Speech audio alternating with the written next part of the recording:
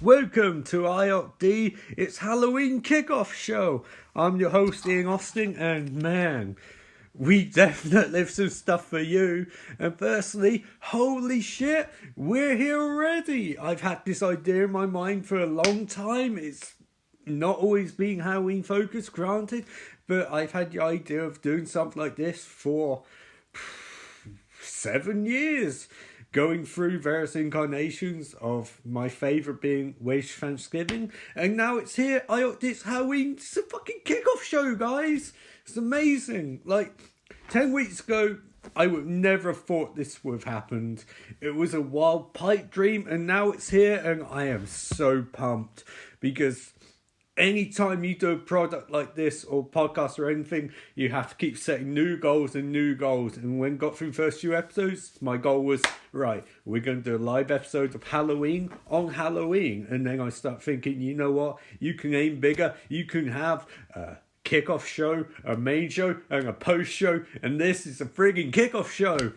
I'm so pumped, I'm so jazzed, I'm so excited that half the ideas I had for this kickoff show cannot happen because of various reasons, because of, budget restraints and time restraints and contribution restraints, but my God, we've got here, and I'm so jazzed, I'm so happy, even more happier because I've seen the new Halloween movie, and my review of that is going to be part of your kickoff show main event, Margot. Oh, so jazzed, so pumped, so hyped, because we're going to be watching Halloween live-ish. I'll be watching it live, and hopefully you watch it live along with me, and then my semi-live recording and your live viewing can go on at the same time, because that's going live at 8 p.m. British Standard Time. Remember, the clocks have gone back, so it would have been different time, but now it's 8 p.m. the current time. So jolly fun. I need to get this kickoff show going, so we're going to get this kickoff show going by me pointing out that my favourite Halloween movie I most enjoy out of all these Halloween movies is Halloween 6, but that's not one I'm going to be focused on today. We're focusing on the original, the OG Halloween by John God Carpenter himself, one of the best directors of all time, but we'll be going on to that in a second. What we really have to start off with is saying thank you to everyone who's listened to this podcast so far, because we, and by we I mean I use the plural instead of singular a lot, but that's fine, that's cool. We're all having fun at Friday Night Shudder, and by we're all having fun, I mean I'm having fun. I can't work out my plural singular differentiation. That's fine, that's all good. I'm having fun. Wow, I'm so stunned because I didn't think I'd get this far, to be honest. But hey, we're here, we're going to have some fun, and I'm going to have some fun. Duh. Sorry, I'm really good at this. This is like the coolest thing. And yeah, it's Halloween. It's literally going to be Halloween in a couple of days. And wow. Kickoff shows, eh? I'm glad that this is probably going to be the least listened to part of all of this. This is just a hype Halloween! Like one of the greatest horror franchises ever made, and this is the start of an annual tradition. Every year, and hopefully in future years, I'll have some contributors. I'll have my panelists. I'll have my on-the-floor contributors find out pressing issues of Halloween and what people want and what they don't want and what's ignored because all movies came out a long time ago. But every year, it's going to be focused on the Halloween movie. So this year, Halloween. Next year, Halloween 2. Year after that, Halloween 3. We're going to keep going because I believe that I can get through the new milestone, or one of the milestones. Halloween special every year. We're going to finish the goddamn franchise, and if they keep making more movies, we will keep going until we're finished the entire franchise. I'm not stopping, and Friday Night Shudder is not stopping anytime soon. This is as close to revolution as you can get without having any need for revolution. And again, what I was trying to get at before I start rambling, 200 listens. Holy shit, so happy. When I went to sleep last night, it was 185. I woke up, it was 200. And I understand. A lot of podcasts, that's no big deal. That's where you get in the first 10 minutes of going up. But this is Friday Night Shudder. We're starting this horror revolution from the ground up, dedicated to Lord and Master, the Shudder horror app. This revolution started, and it will not stop until we get through all the goddamn Halloween movies. That's the goal. That's the goal. I'm so jazzed. I'm not playing Red Dead Redemption. I'm recording this. That's how hyped I am. I have Spider-Man game downloadable content. I can't play. That's how hyped I am. I have Evolution WWE tomorrow evening that I'm hyped for. But this is the focus for now. It's Halloween. And, goddamn people, we're going to have a treat because Halloween is the best. It's the literal best. It started with a question. Can I make my own podcast? And I did. It started with a challenge. Can I make 10 episodes? And I did. It hit up with a milestone. Can I get 200 listens? And I did. This is Friday Night Shudder. And welcome to the first ever IOPD. It's Halloween. So you're probably wondering, Steve, how's this going to work? How's this different than a normal bottle episode? And the solution's simple. This is different than a normal bottle episode because this will actually be me trying to do a proper recap while movies going on. Essentially, I'm going to be treating it like I was actually commentating on a wrestling match or boxing match or football match or something like that to keep you abreast of what's going on. It's not going to be mocking. There'll be jokes, I'm sure, made about the movie, but it's not going to be mocking as such because Halloween is a classic, or at least it was last time I saw it. So it's going to be a bit more straight than usual, I think, although that might change because I like to riff on stuff and like to make some jokes here and there. But it's going to be a bit more dry than usual. I think we can all agree Halloween is a movie which is justifiably a classic. It's one that I really like watching. I haven't watched in a while. But no, I really enjoy. So if you're looking for me to completely destroy the movie, that's not going to happen. Because I don't want to. And two, I don't think I'll be able to. How is this going to affect future episodes of Shudder? Well, it won't really, but at the same time, episode 8, the FNS 101, episode 9, Grave Encounters, and episode 10, Grave Encounters Part 2 of the Weekly series, are changing slightly because this takes a lot of work to do something like this, a lot of preparation, and this is essentially our podcast version of WrestleMania in WWE or Starrcade in WCW or God, what's New Japan one? Shit, I can't remember what New Japan one's called, but they're January. Wrestle Kingdom, that's it. Or Triple Mania and Triple A. Or Bound for Glory for TNA.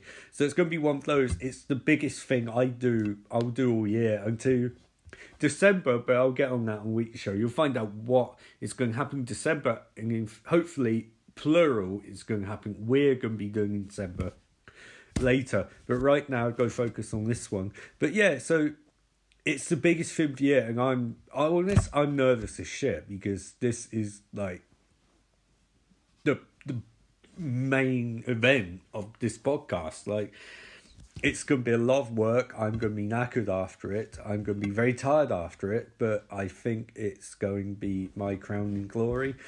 And hey, if I screw it up, like if I bollocks up, well, screw it, I did it. And thinking this life, do or do not, there is no try. But that doesn't mean you're going to succeed. It just means do it. Do it. And if you mess it up, then do it better next time. I will add that originally there were going to be some contributions from people in this, but it's kind of difficult really to include them timing wise and all of that. So they will be saved for down the line, I think. But right now, unfortunately, you have to put up me completely. I think also Halloween the kickoff show, timing wise, is it's a bit of a mess, but we'll get onto that. I'll get onto that on post show. But for now, I'd like to say that again, thanks for watching, thanks for listening, thanks for supporting, and trust me, you guys have seen nothing yet because it's Halloween, and it's time. It is time. And it's your kickoff show main event, which is a review of the new Halloween movie. Oh yes, exclusive to Friday Night Shudder. My opinion on Halloween, which is not going up on Twitter, going up on Facebook. That's friends only. This is my opinion of the new Halloween movie, with as few spoilers humanly possible. And of course, as ceremonial duties go, having this before I do a live recap of the old Halloween movie, that's logic. That's logic personified. So, my thoughts. I'm going to start by saying this movie was fucking amazing. Holy shit, guys. Wow. I'm speechless, to be honest, which is bad because this is a podcast. You need to hear my voice. But this movie was so good. And best part, it sets up so much and it moves a bit slowly at points, but that's just because it wants to get you that final act, which is just utterly amazing. I just, wow, so good. Like, I don't think there's any Halloween movies I dislike. Halloween 3, I don't dislike it because it's not technically a Halloween movie because that's minimal Mike Myers set from on TV at one point. I feel like it's not a particularly good movie in general, to be honest. I enjoy it, but in a sort of not ironic way, but in that way where it's not so bad it's good, but you're kind of enjoying it despite the quality of it. I guess you can say that's kind of so bad it's good, but I don't think it's bad. I just don't care for it particularly. But I mean, it's like the best way to describe it, it's the Creed of Halloween saga. You know, like where Creed feels like it could directly be following on. So essentially, in terms of Rocky, you've got all movies which are in continuity, but ones you actually need to watch properly to understand it. Rocky 1, 2, 4, Balboa, and Creed. That's it. That's all you need. And this essentially does a similar thing Creed, where it strips the franchise back to what it should have been all along in some regards, which is not the supernatural nature of Mike Myers. Although Mike Myers is quite supernatural. I mean, how is displaying Austin Powers? But I digress. It pairs it back as far as it can do with the whole supernatural aspect. Because, look, I love the Halloween Paul Rudd. I think it's Halloween 6. I think it's The Curse of Mike Myers, something like that. Mike Myers. With the Nazi cult and resurrection and all that. I loved it. It's great. But it's pretty fucking far removed from the original Halloween. And even H2O is. H2O seems like a modern... It's like a post-Scream attempt to do something like this. But this is it's so good. It's hard to explain really without going into spoilers, but it's so much fun. It takes you straight back to the original with a clever use of the original theme tune, and they do some great recontextualizations of that. There's a really cool reworking of it near the end, which is just...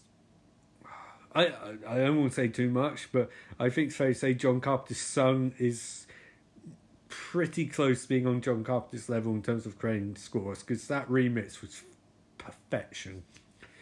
I love that Judy Greer gets stuff to do because she hasn't often in these movies. I take her terrible not her terrible stuff because she's a really good actress, but in Jurassic Park it seems like they're going for something and then they just stopped and thought, no, she's just a mum, and she's just the mum in so many movies, and it's irritating because she's a really really really good actress, and it's like she's been pigeonholed.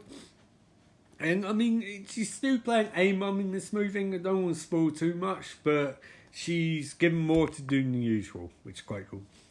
What can you say about Jamie Lee Curtis? Hasn't already been said. She is a wonderful actress. She's very talented, and in this movie, she gets to remind people that she is a force to be reckoned with, I think you can say. And it's weird because they've already done the in Halloween H2O, she came back already, and that was good. That was pretty good. So it's kind of weird that they bring her back again, and they obviously undo the other movies, except for the original Halloween. But they bring back, and it's like she's reinvigorated. I mean, I'm not saying she wasn't good in Halloween H2O. She was very good. But this movie seems like they struck something inside her, and they really pushed her to deliver a performance that wasn't just good for a Halloween movie, but was good flat out. And trust me, she is so badass in this movie. I think all main female characters are really. It's a very, again, don't really want to go and spoil this, but generational aspect of it, the grandmother, mother, daughter, it's so good. Like, it's just such a great movie in this, especially in this day and age where you see a lot of movies with predominantly female casts and their chest size. Like, I still think Ghostbusters 2016 is I really enjoyed it. I thought it was really good and fun, but it was hit hard because, it's not movies people want to go and see, unfortunately, and it's marketed terribly. But Halloween, so good. I was stunned. Like, there's one shot in it which goes on about 4 or 5 minutes, and it's one shot. And as soon as I saw that shot, I was like, this is not a silly Halloween movie. This is a serious movie. But that said, it's now time to discuss a couple spoilery things. So you have officially 15 seconds, and then the spoilers will begin. So I.D. it's Halloween, Halloween, Halloween. I.D. it's Halloween, Silver Shamrock. I.D. it's Halloween, Halloween, Halloween. I.D. it's Halloween, Silver Shamrock. So spoilers going to go on for the next 2 minutes, just so you're aware. So this movie, I think, I don't know if you can't make critiques about it. I think the fact that Donald Pleasance has passed away means they had to swap some of the stuff he would do to new character. Not a lot of it, because Loomis was never going to be evil per se. But the new character does feel he takes on very Loomis approach, as represented by Laurie saying at one point, "Oh, you're a new Loomis." I mean, obviously there's some twists on that because, like I said, Loomis wasn't evil. They go down that route. They toy with the idea that Michael's supernatural, because the amount of punishment he takes in this movie goes beyond pale a bit. But again, there are points where you could justifiably say, not really. There's enough leeway. The two podcasters who bite it quite early on, I feel like they're leading to the story, but then they get dumped quite quickly. In one way I like that, because it feels sort of like telling us no, it's going to be a standard Halloween story. But on the other hand, there's a lot more mileage you can get. And also, as a podcast myself, I feel like, oh my god, are you saying all horror podcasters would be murdered instantly if Mike Myers was real? Which probably would, but I mean, it's a bit harsh. And the ending again ties in supernatural parts a bit more and suggests that they could make more movies. And be honest, I don't think they should. I think this should be one and done, because despite the ending heavily hinting that Mike Myers is properly supernatural in his continuity as he was in the old, and personification of evil, I don't want to see more Halloween movies. I feel like this was the perfect way to end it. And you could do more, but you shouldn't really. I mean, it's a bit like when I saw the trailer for Happy Death Day 2, and I was like, oh my god, this literally looks like the exact same movie over again. And you don't want that. Like, how this movie was great as a standalone finale to the entire series, but it's made so much money, and I think they will do more movies, which is a shame. Other actors, I thought Will Patton in movies is always great. He's such a good actor. Such a clever performance, clever callback to the original one. Although I'll have to, when recap the Halloween movie for live show, I'll have to try and remember if Hawkins was in the original, because it seems like he would be, but I don't remember a cat named Hawkins there. I also like the fact that they didn't include a recontextualization of the ending of the original movie, because, as John Carpenter puts it doesn't matter. This movie starts quite pacefully, and feels like it moves at a quick pace, and slowing things down to have that ending scene redone doesn't really seem worth it. But all in all, I think Dan McBride and David Gordon Green deserve fucking commendation for this. They did a stunning job. Great writing, great acting, stunning finale. Like that entire last part. It just... it's great because Jamie Lee Hamilton's getting all this press for returning Terminator, and Jamie Lee Curtis one-ups her by delivering a better performance than Lynn Hamilton did in either Terminator movie, as well as putting across the action aspect quite cool. So yeah, I loved it. It's fantastic, and it's got me fucking hyped to re-watch the original Halloween from this Halloween. So I'd say, fuck, if you're looking for a way to end the fucking Kickoff show, reviewing, I can't fucking wait to. I mean, it's going to take years and years and years to get to do the IOD Halloween for this movie, but I fucking can't wait. It's so good, and I definitely recommend it. And now the Kickoff show's ended, and it's time for your main show. Kick it away, Halloween TV commercial. Hello, and this is the first ever IOT's Halloween. This is Ian Austin, and if you didn't watch a Kickoff show, then you missed out on a lot, but that's okay, because this is the actual proper, truly special main event. First ever IOT's Halloween with a live-ish recap of the original Halloween. And here we go. Play feature. So if you're trying one watch along live, if you press play now, go for it. I have my instant coffee, I have my blackcurrant squash, I have my cookies, and I'm ready to go. Compass International Pictures release, Halloween, let's kick it, y'all. Mustafa Akkad presents. Oh, I'm so pumped. I haven't watched this in ages. That music, the pumpkin, the flashing pumpkin, and Donald Pleasance in. Dun, dun, dun. John Carpenter's Halloween. It should say John Carpenter / Deborah Hughes Halloween, considering she wrote all of the female dialogue, but that's okay. Deborah Hughes production, there you go. I'm so happy, guys. This is going to be amazing. This is a dream come true. A literal dream come true for me, because I have wanted to do something like this for so long, and I got up nerve to do podcasts, and now I'm doing this. Yay! Joel Cyphers. I was inputting name for the file on my record thing. Kyle Richards, Brian Andrews. Don't know who those people are. Okay. Screenplay by the master John Carpenter. So I always say this about wrestling, like stars from the 80s come back today. If they first came around today, they'd be huge instantly. John Carpenter came around today, they would throw the keys to the Marvel Universe at him. He is the fucking best. Music by John Carpenter. And the pumpkin, the happy pumpkin. And Cool Lusby, what an awesome name for an associate producer. Cool Lusby. With a K, no less.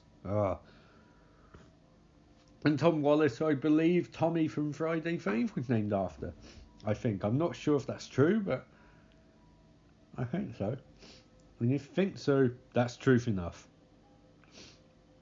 Oh man, I'm so pumped. This is one of my favourite horror movies, but I haven't seen it in ages. So, Haddonfield, Illinois. Fuck yeah.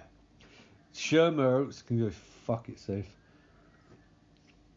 Halloween night 1963. 55 years ago, almost, as of Tuesday,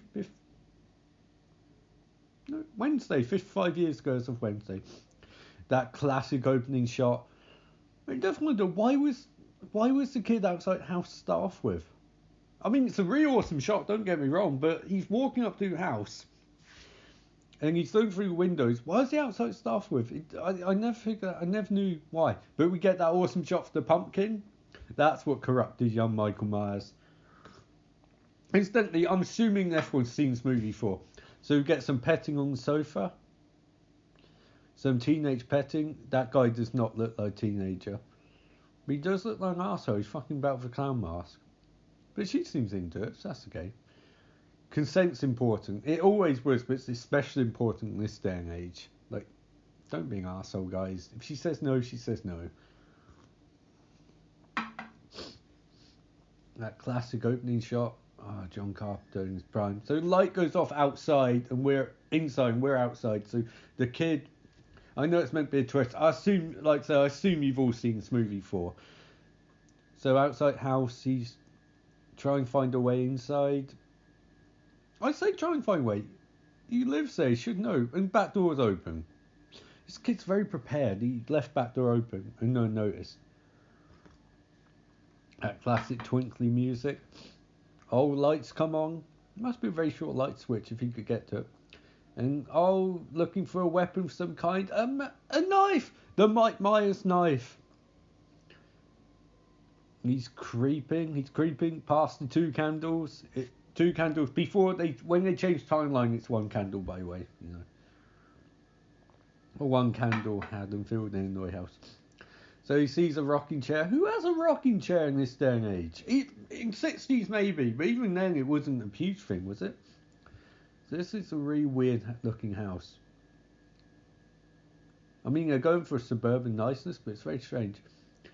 Oh man, that was some quick sets. The guy's already come downstairs, the 25-year-old. He's leaving, so like, I'm done, I'm good. But the kid, it took him like 90 seconds to get in the house at most. That's being generous. I'd be disappointed if I was the woman upstairs.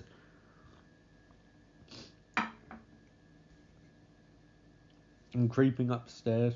I love how this not a lot in theory happens in this opening scene, but it's the tension and the dragging out that really works.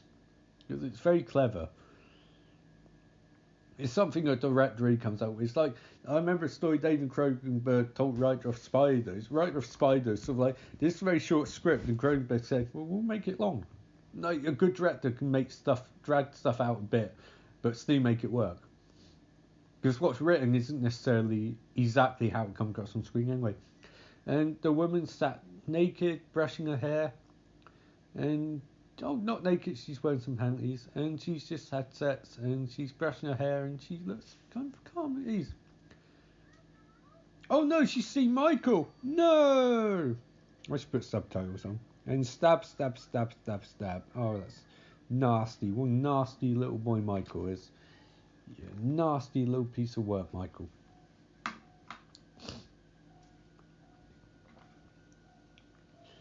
By the way, I'm watching DVD version and it's not letting me change the subtitles.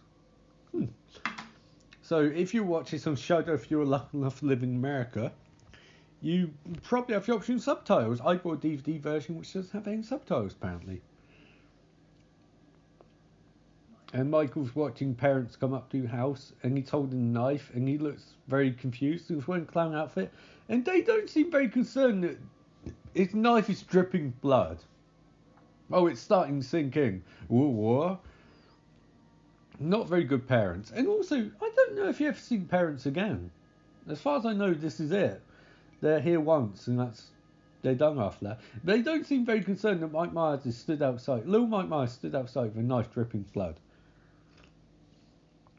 Oh, Smith's Grove, Illinois. I assume it said 1977. Oh, 1978. October 30th, 1978, to be precise. That's almost 40 years ago exactly. We see a car driving down the road. The headlights blaring, lightning storms. I mean, this is very much like fog. John Carpenter's really good at atmosphere. And it's Pleasance. It's Donald Pleasance as Loomis, one of my favourite horror performances ever.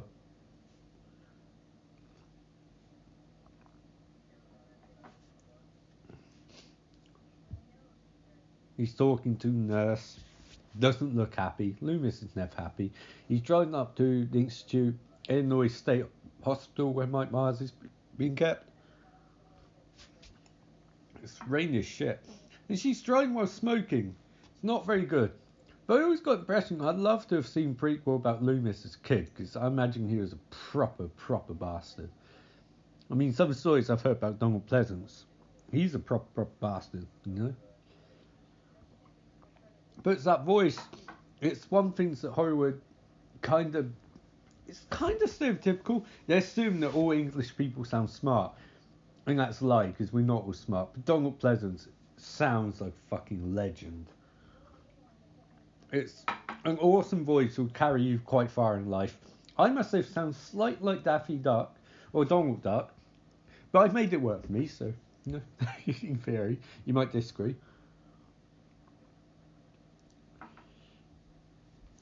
Loomis is great because you really need a heavyweight actor to pull the role off.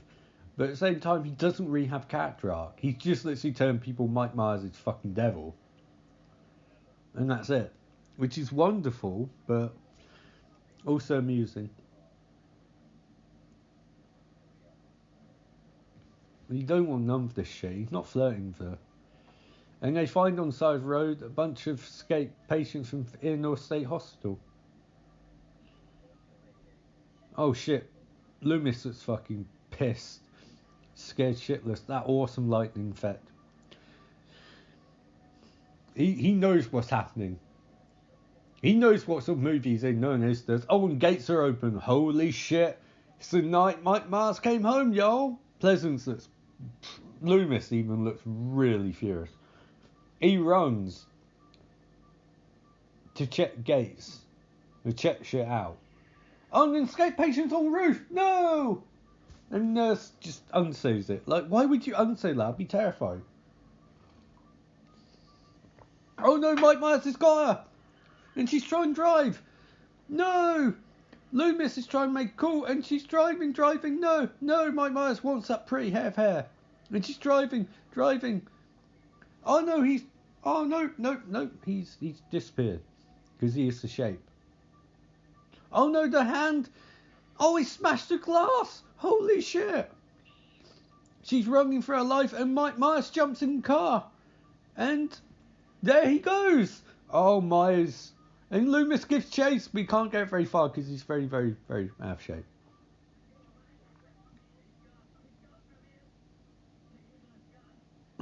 Loomis is freaking out, guys. Jesus.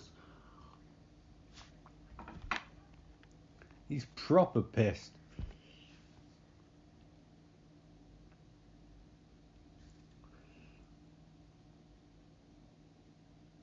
Haddonfield.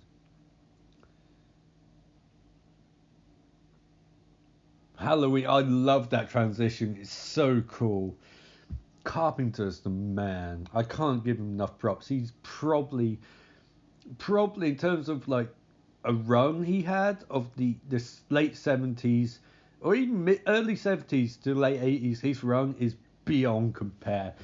He was the man, and as far as I'm concerned, he could coast on that shit. You make movies as good as Halloween, you can coast. He had a track record that was insane, and he's just the best. He's one of the few people I love go up to him, shake his hand, and just say thank you, because I just love the guy. He's amazing. And his stories about how he just smokes weed now and plays video games. I love that. He's an inspiration to so many people. He made his money, and now he can live off royalties. And here's Laurie Strode. And can we just guys point out that Jamie Lee Curtis is an international treasure. Seriously good actress. This Trading Places, that Freaky Friday movie she did with Lindsay Lohan.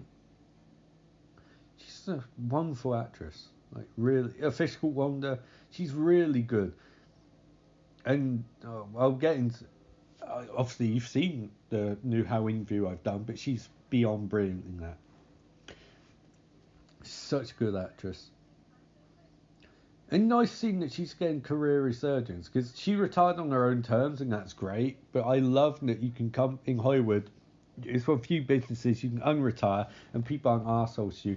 In wrestling, fans are smug dickheads. When you retire and come back, they treat people like a piece of shit. It's like, if you're able to still do it, who cares? Like, it's not a big deal. People in actual life retire and then still work.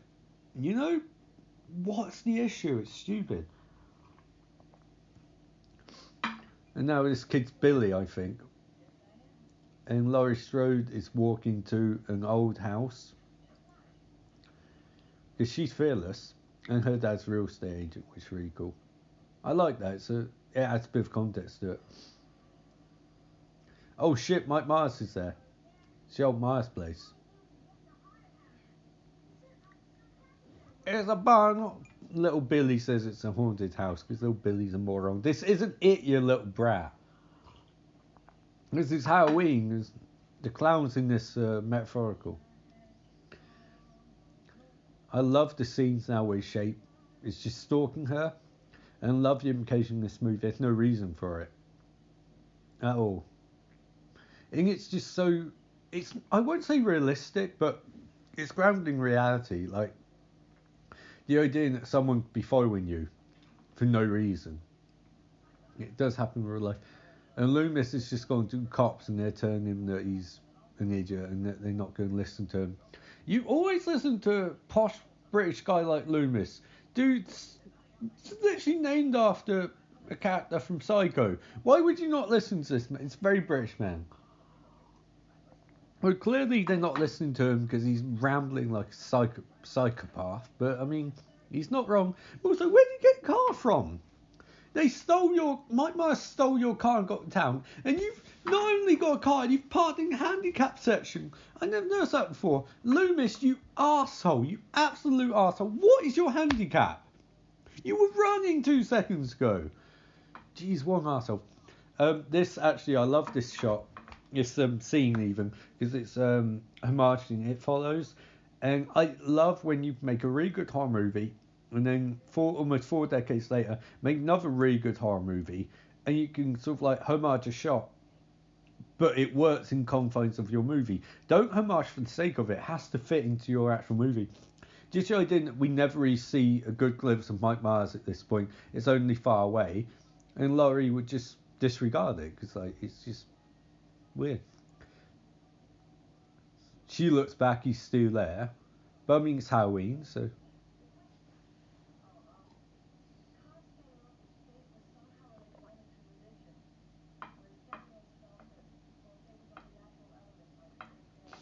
And what Laurie's saying here about fate as a natural element is tied to the movie. It's theme. And sometimes in movies it really annoys me when they conveniently do a class related to what's going on in the movie because that's not how life works. But then again, I'm thinking the reason they do it is because if they just had an unrelated class, what would scene have to do with anything? You know, you got to tie in themes somehow. I love the shot of the fences here because I remember when I was at school, we got chicken wire fences like that. And it's so strange because it makes it feel like prison. Like we played football in tennis court with chicken wire fences on concrete. And it feels like you're in prison. It's such a weird thing. I mean, school wasn't great, but here you get some very 1970s bullies. They're just like one from Star Trek who bullies Spock. And they're worst bullies ever. It's like, oh, look at you, you got hair. It's like, you are ludicrously shite bullies. And you broke Billy's pumpkin, you douchebags. I remember first watching this, I was thinking, is Billy going to team up? I'm like, oh shit! And then I stops one of the kids and gives him a look, and the kid runs off. And oh man, the one shots in this are great because they feel they're so well done. They don't feel like proper show-off shots. It's just, you know, showing you that Mike Myers is stalking these kids and people for no reason seemingly. But also how clever it is. Just like the shot. In foreground, you had Mike Sengo, you don't have him more. And in background, you had the kid. And you can see Mike Myers has still got the Illinois State Hospital car. Wouldn't they be looking for that car? Now we get him driving while following kid. And a lot of people could call this filler, but I call it re-amp up the tension. This first act doesn't, in theory, you can say Loomis is first character, but doesn't have a lot of plot. It's just Loomis trying to let people know about Michael and Michael following people around. He seems to a degree be picking on victimized, but they don't really go too much into that. So I'm having a cookie. That's so good. And this kid's actually really good because he's being asked to walk for a long period of time, and this is a long scene. That's very specific cues to hit.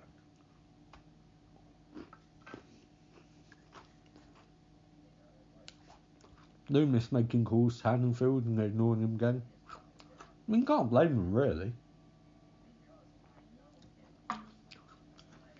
Loomis is The joy of this is Loomis acts like this is supernatural, and no one else in the movie does. Like, to them, it's like someone escaped with big deal. Nowadays, like, we have few instances like this recently. Someone escaped from psychiatric hospital. Shit gets real serious really fast. They call F1 out and get them. Loomis has found the original car and he's trained to go behind back home. No, he's found a garage. He's found a garage car with Mike stolen some clothes. And he knows this guy's dead.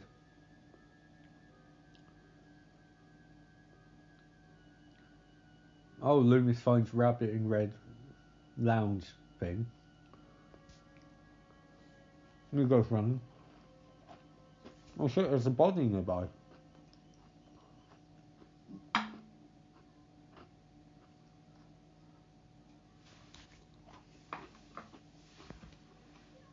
Oh, this cookie's amazing, guys. So good.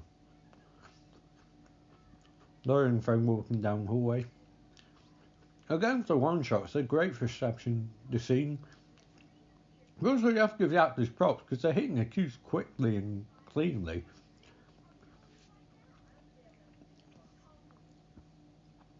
And got tickets on sale for the hanging fruit dance, which won't come in play. There's a nice bit of background. And of course, this is playing the trope of the final horror game. You got the. I hate saying this because, like, obviously back then it's considered if you smoked and wore green, you were loose and easy. Nowadays it's not really true because lots of people vape, and I don't think many people vape it that easy. I like the colour scheme though. You've sort of got pale colours, orange and green. So it's like progression from like very. I suppose in terms of this context, chase.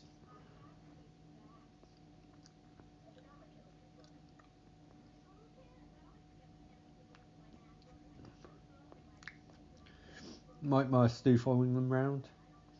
I love how Laurie gets sense of this, of who he is. It's like music is meant to symbolise the warning in her head of him. Very cool trope. It's very creepy. Because this could just, at the moment, there's nothing supernatural. This could just be enough horror movie. Shit, the car stopped because one of the teenagers at Laurie's with me to quip. I love that movie never answers how Mike Myers can drive a car, by the way. It's just, he just does. He's just a force of nature, I guess. And Laurie tells Annie off and says she'll get them in trouble. They hate Mike because he has no sense of humour. Hey, he created Austin Powers and he was the main character in Shrek. You show Mike Myers a bit of respect. He's also really good in Inglourious Basterds. He has a sense of humour when he's made movies. Outside of them, as we found out with that weird script that he sold and then refused to make and got sued over. He's got issues, but God, I love this music. And love this setting. It's so unmanufactured, which is strange because they did manufacture a fair bit. They did shoot Halloween.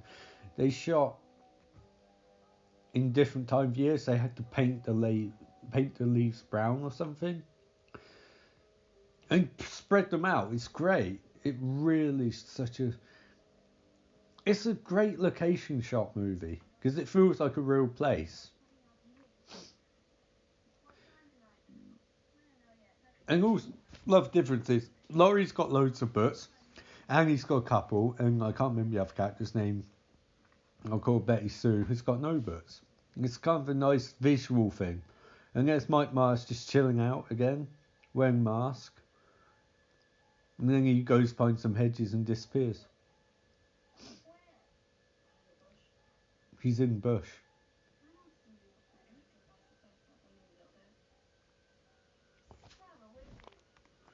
And Annie runs up to give Mike peace of her mind. Laurie looks really terrified. And Mike's gone. See, you can't frame that's being entirely supernatural because plenty of places that he could have gone. And Annie's pretending Mike's still there. And Laurie, when she's told that Mike wants to take her out tonight, she moves quickly. Like, what, do you want a date night and creepy mask? Fair enough. And he's not there. But she can still hear music. Oh, Laurie's a spinster. God, this is such a good movie. And it's great because we're really setting up that big Laurie Michael fight.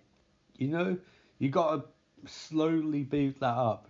That's like main of this movie. Michael's got to go through some of these other characters because he can't challenge Champ straight away. You know, you got to work up to that. You got to cut some promos. You got to get in zone. And Laurie's looking around to see where Mike is. You know, he's checking because Mike's a chicken shit hill. Oh, and she runs into Officer Bracken, who's trying to keep law and order, and he's sort of like, no, my daughter is one of your friends, Larry. You'll show me some respect, and I'll try not to stare at your ass. And walks off. He's just randomly patrolling.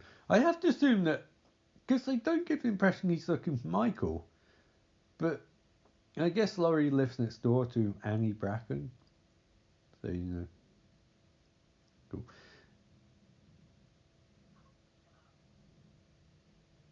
Oh, Laurie walks up to the house and she sees... Oh, she doesn't see anything. Actually, no, she sees a car and thinks it looks similar to the car from before, but, you know, she can't quite place it. Oh, no, she doesn't. She sees...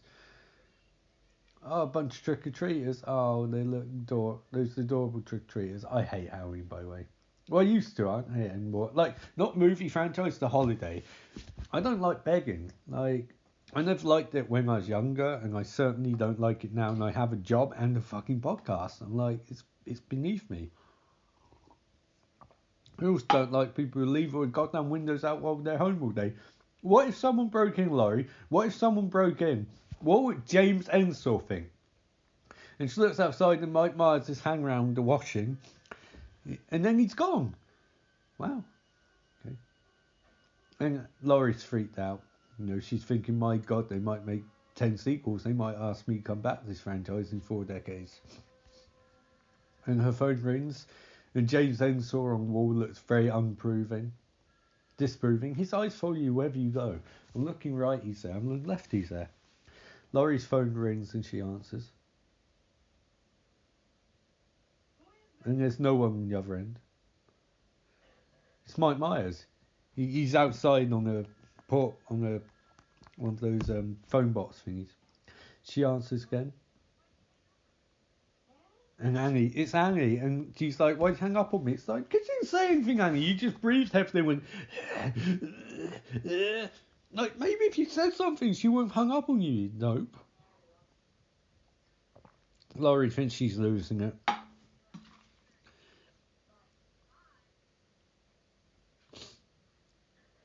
Because, you know, why wouldn't she think she's losing it?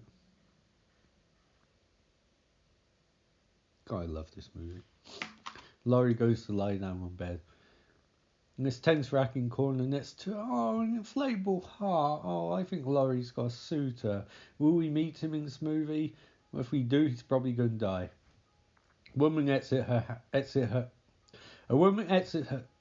Laurie exits her house carrying a pumpkin. I guess it's one replaced one Bede lost earlier. As John Carpenter and Deborah Hare sat in trees throwing leaves down at her. She almost falls over, but it's okay. Twinkling music plays as she's going for a bit of a walk. I love how not much has happened in the movie, but they're really setting scene and tension. Laurie sits on a wall and just chews out. She's happy again. Really happy. Looking at all kids across the street who are going trick-or-treating. Now she's not so happy. She's slightly concerned. Or maybe she's brooding.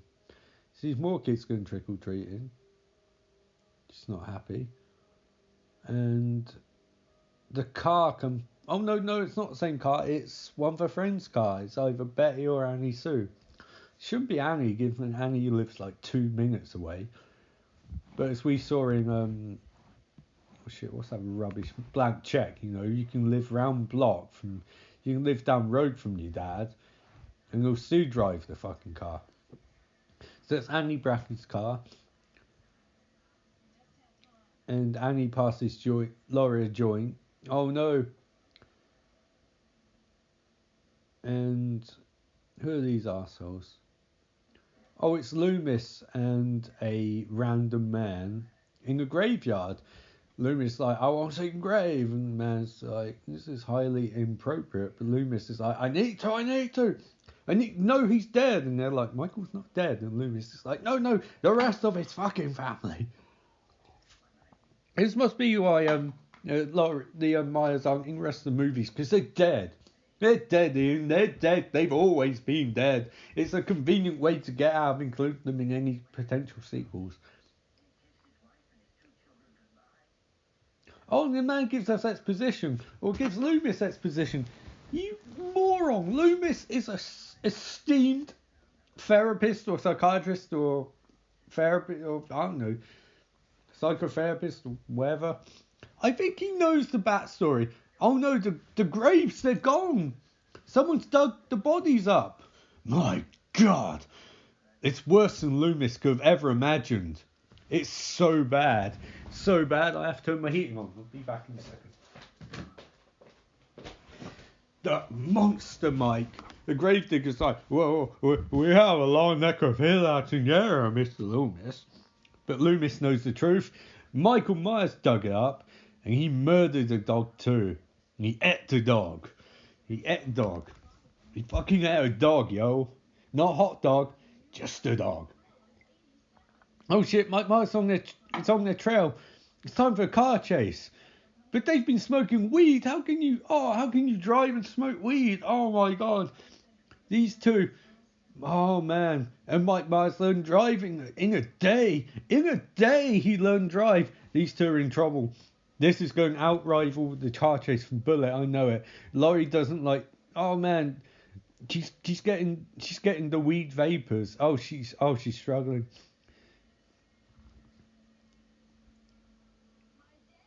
Oh no, they found her sheriff father. No, dump the weed, Laurie. And Michael stops. He wants nothing to do with cops. He's got to build up to that.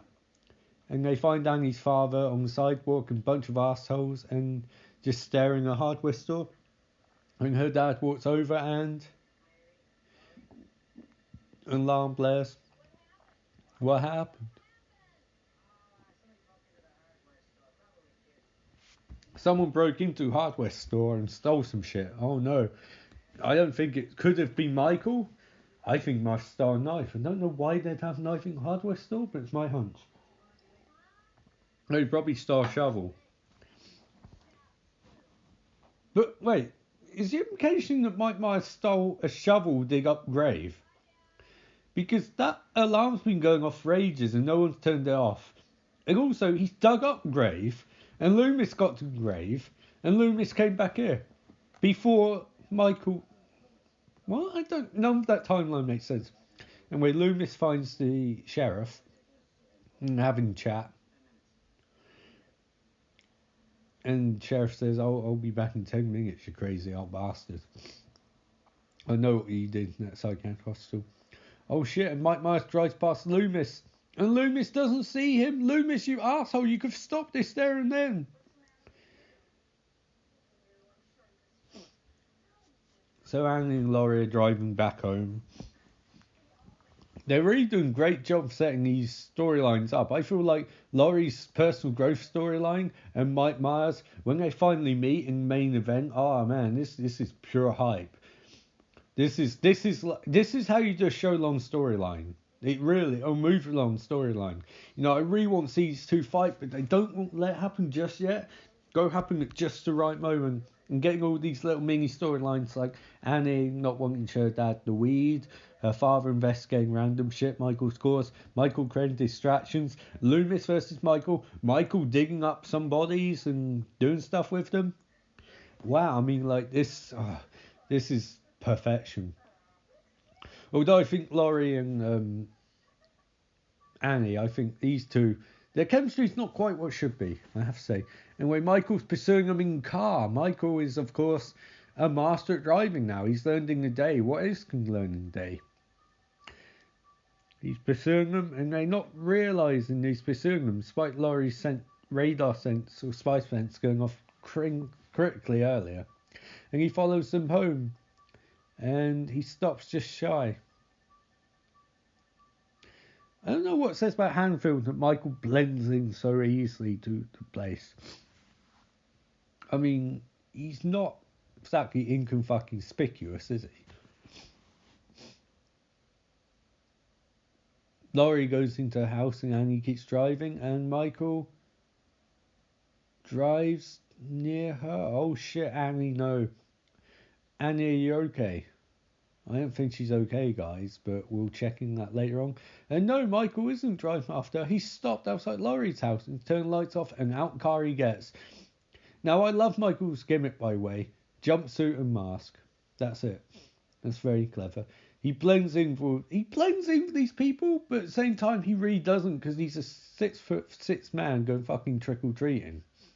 And what's he meant to be dressed as? He's wearing a William Shatner mask and a jumpsuit. It's a great look, but it doesn't really scream main eventer, does it? I mean, it later would, but he has to work up to that, because he has to show us that he's worthy of being in the main event, because right now we haven't, except for when he was a kid, he hasn't done shit. And it's been 15 years, so he ain't done shit in 15 years. Michael, you want to be a top guy, you have to do something. You can't just follow people around all day. I mean, Laurie's the champ, you know, you want to take the title, you got to beat Big Dog, you know what I'm saying? Loomis and the cop Bracken go to the Myers residence, or old Myers residence, because they think Mike Myers might be chilling out inside. I don't know why you'd think that, but okay.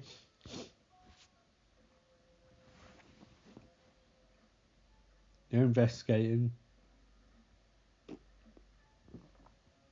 They climb upstairs slowly. No, they don't. They decide not to. You've got some shit to do downstairs. It's like a point and click game. Can't go upstairs till you explore downstairs properly.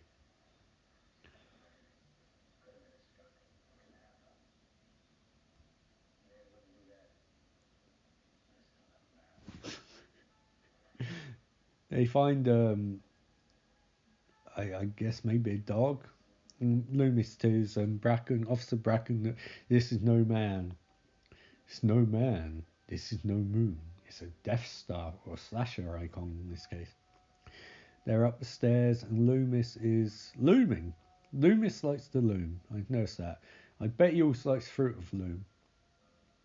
They walk towards one of the bedrooms, and I love this shit. I love cop dramas and stuff, and it's all boarded up and there's nothing there. No, there's a window. So that means when Laurie's there earlier, Michael was also there.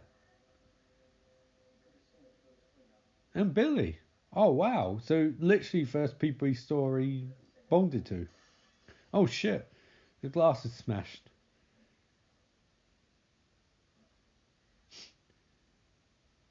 Loomis has a gun.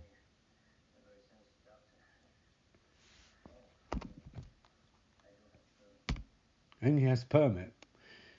Wouldn't you be worried, like, the doctor with a gun has his permit out all times? Because if he shoots someone, it's still murder. Like, if you have a permit and you shoot someone, it's still going to be investigated. You won't be arrested for having a gun, but you'll probably be arrested for shooting and killing someone. So, oh, here we get this amazing monologue. I'm just going to listen if that's alright.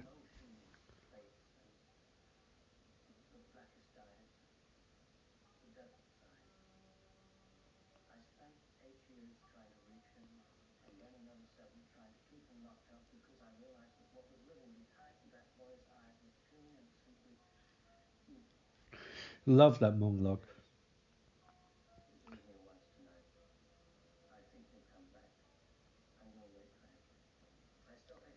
Loomis decides to wait in the Myers house for Michael, and that monologue's great, by the way. it's really, really simple, but really, really effective at the same time. And point out that they're not dealing with something that conventional police can deal with. Loomis doesn't even think he can deal with it. He tried to contain it, but he couldn't. And now the only option is to kill it.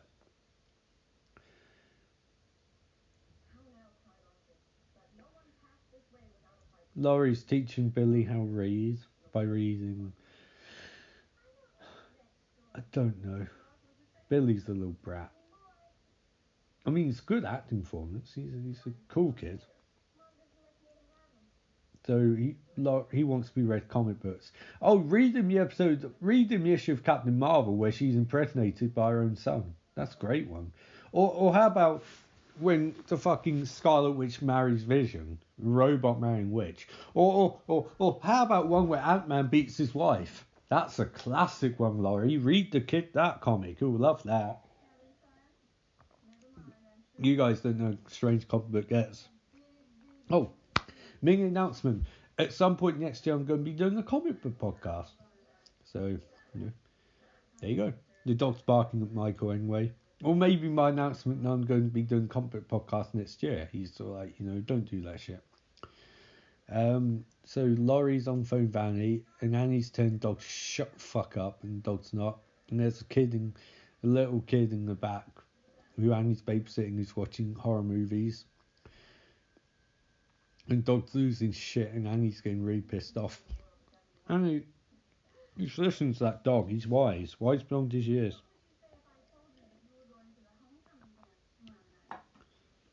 Oh, apparently Laurie's going to homecoming dance. See, that paid off from earlier. But who's going to take her? Oh, wow. Some not Mr. Trainer, student named Trainer, apparently. Annie said to him, oh, Laurie wants to finger ban you. And Trainer's like, yay. Billy looks out window and he sees, oh, that's an awesome shot. Michael Myers hanging outside a house, lit in darkness, or in shadow, I suppose you can say, just looming there. That's some creepy ass shit. Billy tries to get Laurie to look at window, but Laurie suddenly got amnesia, doesn't remember anything about Michael Myers. Oh no, now she does. She looks and there's nothing there. That's such a cool shot. This movie's an example of how simple it's not bad when it comes to horror movies. Laurie's on phone twirling her hair, and Billy can't see Michael anymore because Michael is looming outside Annie's house. Oh, he's looking right inside, and she's paying no attention, so she can't see him. It's like an optical illusion. If you're not looking at Michael, he exists and doesn't exist at the same time. Annie drops some shit on her clothes, so she takes off her top, and then her top again. She's wearing no bra, but she's got her back to the camera, and she's taking off her trousers, and she's just in her panties and knee-high socks, and she puts a shirt on. You got to recap this movie as succinctly as possible. She's not going out tonight. She's wearing an old shirt, and Mike Myers smashes a flower pot because he's not happy. She's just taking off clothes for no reason. He's like, that's not what I signed up for. I'm a serious competitor. And now he's looking outside from a different direction. Mike Myers realises if he wants to face the champ, he has to go through these guys first. And there's a dog. There's a dog outside, and Annie's shouting at Lindsay. And it's the dog first one going to go off Michael. Holy shit. They're giving Michael an easy match to start off with. They really want this guy to be champ. And the dog's dead, and it droops, and oh shit. Oh. RKO! Oh, there's a shout out and a half. Orson Welles, Citizen Kane. I'm not a huge fan, but I respect the cinematic importance. I love the name Winchester Pictures, by the way. It's really cool. And Howard Hawks is awesome. He's one of John Carpenter's inspirations, in point of fact. And it's The Thing. Oh man, that is one of the future movies I'm going to be doing as a bottle episode. By the way, I fucking love The Thing, and my brother does too. So maybe down the line you'll be able to get an Austin, a bit like Marley. Production. But hey, maybe not. We'll see what happens. It's a great fucking movie though. Both of them, actually, all three of them. I even like the prequel, the recent prequel with Mary Elizabeth Winstead, Mary Winstead. Yeah, it's really good. I mean, it's not great. It's not as good as the original, but it's a pretty decent horror movie in its own regard. CGI is a bit annoying, but at this point, I'm like, it doesn't mean a movie's bad just because that's bad CGI. Like, we all grew up watching movies fucking terrible CGI, and some of them were pretty good. Like, the original Pete's Dragon is awful CGI, but it's really fun to watch. And new one's great CGI, but it's a slog to get through, so.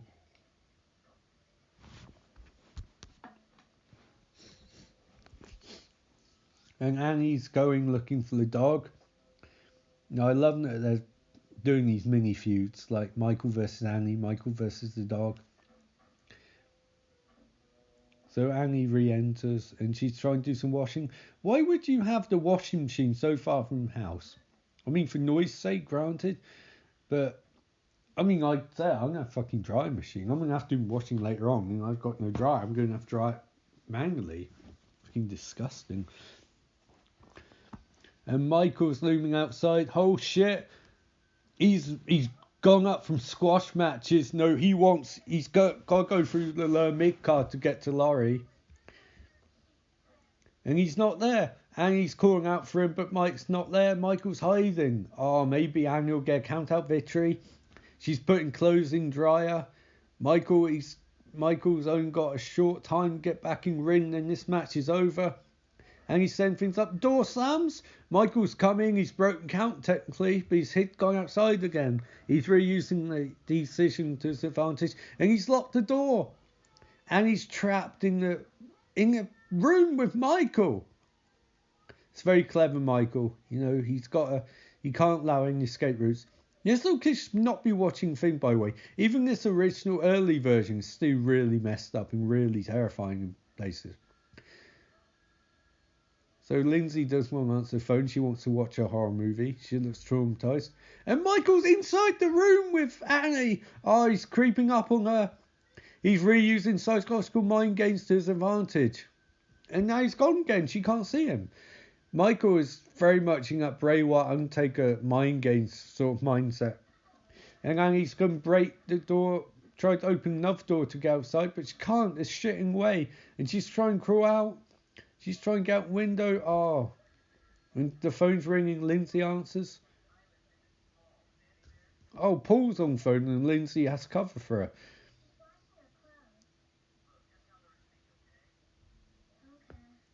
And Paul says, like, no, get me Annie. And Lindsay's like, oh, I want to watch the thing.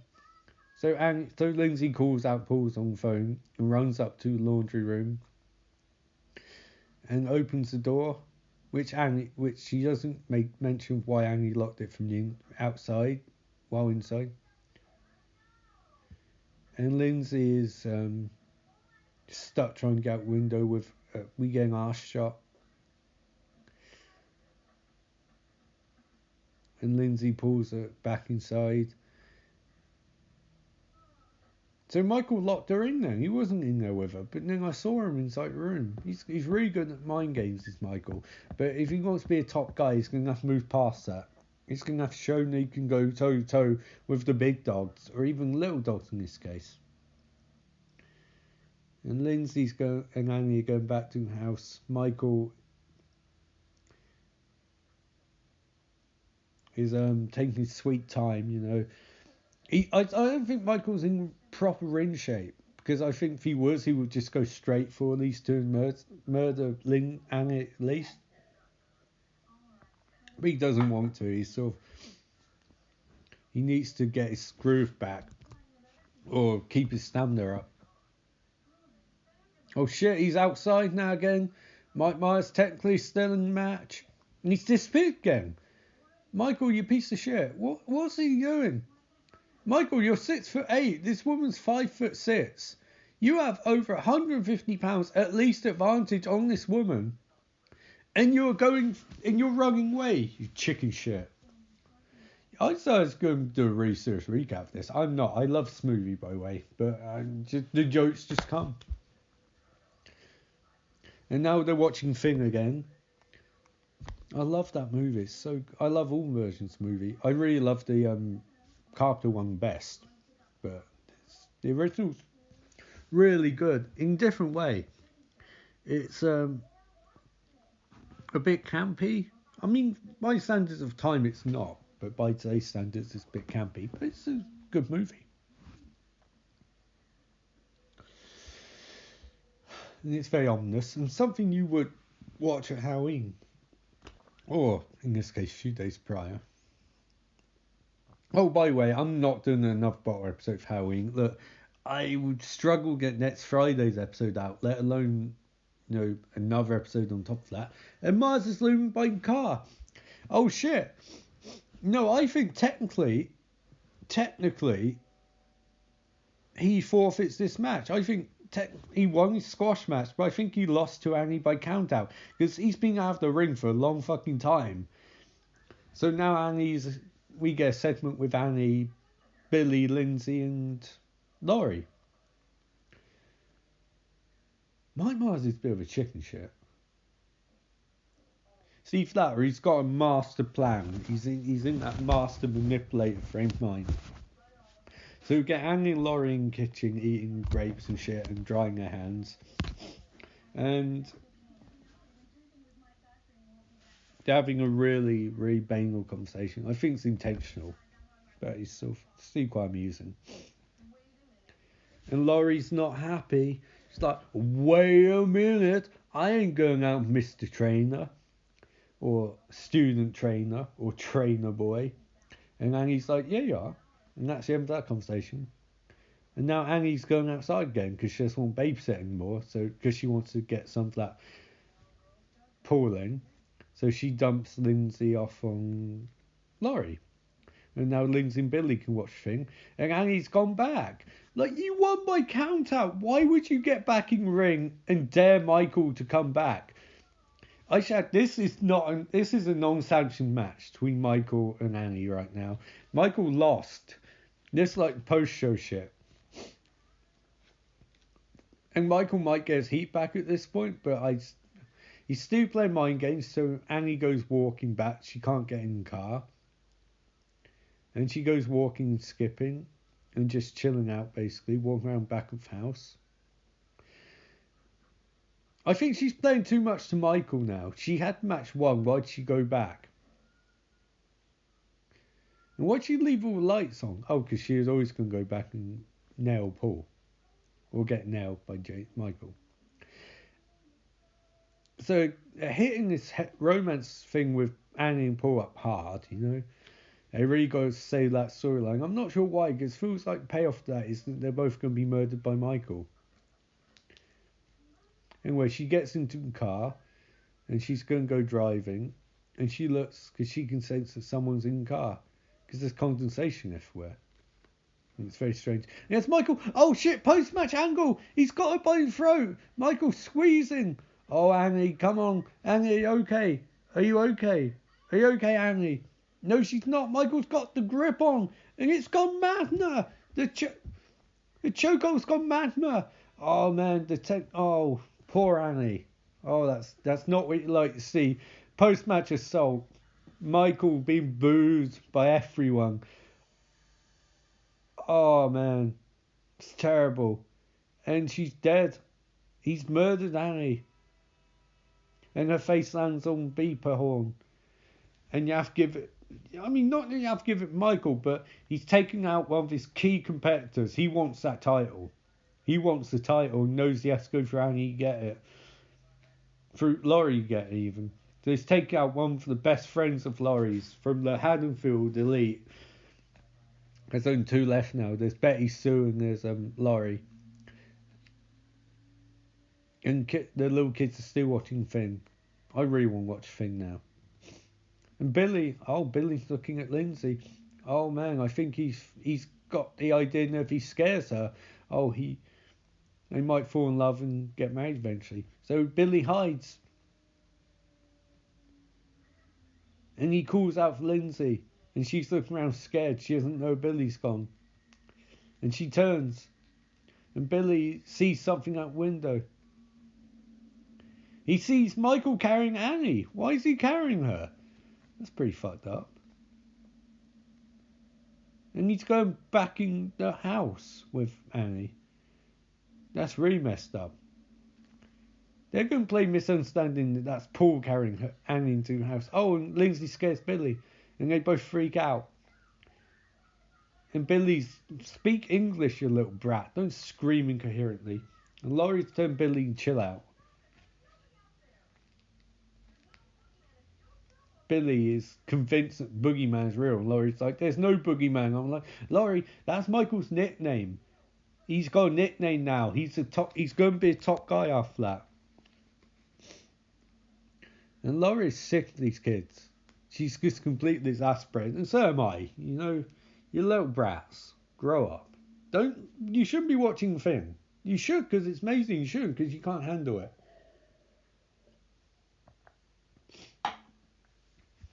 And we're outside our house, and we get a tracking shot, and Loomis is there. Loomis is weird, because he's scaring these kids off from going to Maya's house. He really doesn't want this Laurie Michael match to happen. And on some ways, I'm like, Loomis, you're right. But in other ways, actually, no, he's scaring kids off. He's not doing anything so they walk up to the house. Does he want to use them as bait, or no? He calls out to get them to leave.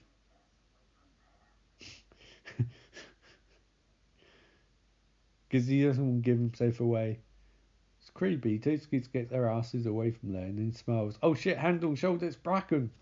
No, this tag team. I think this tag team can take Michael down. And they have a chat about Bracken hasn't really found much, hasn't really done anything, and Loomis is like, you arsehole, get the rest of your cops on it. And Bracken's like, no.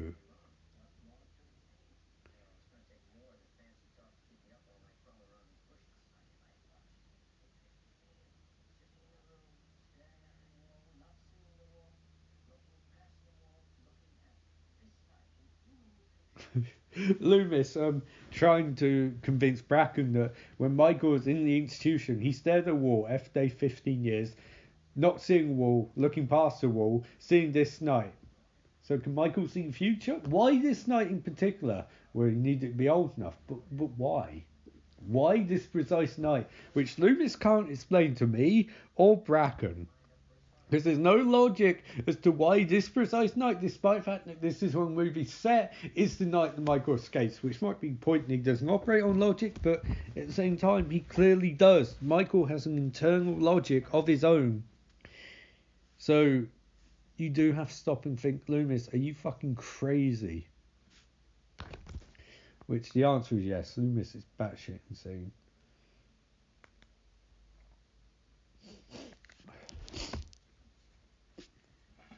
Oh, and Paul. Oh, and Jim and Betty Sue are hanging out. Oh, and they're drinking beers. They're drinking Budweisers, and he's got those hipster douchebag glasses and the mullet on. What a douchebag! Don't worry, they're drinking Budweisers. People give Budweiser shit because it tastes like piss. That's what I've got. I like Budweiser, but Budweiser, I think, when people say it's a gateway beer, I agree. But it's like, I had the gateway beer, and I've had a fair bit of beer since of different kinds. I like how generic it is. I like fruity hoppy beers a lot, but at the same time, like, sometimes it's nice to have something that tastes decent. I mean, I love Copperberg. That's really good. Anyway, Betty Sue and Jim Bob are in Annie's house and making out. I'm going to get some pale, unenthusiastic teen sex in a second. Horror movie trope that Michael's going to watch and probably jerk off in the background. Oh, no, there is Michael. Not jerking off, but he is watching. Okay.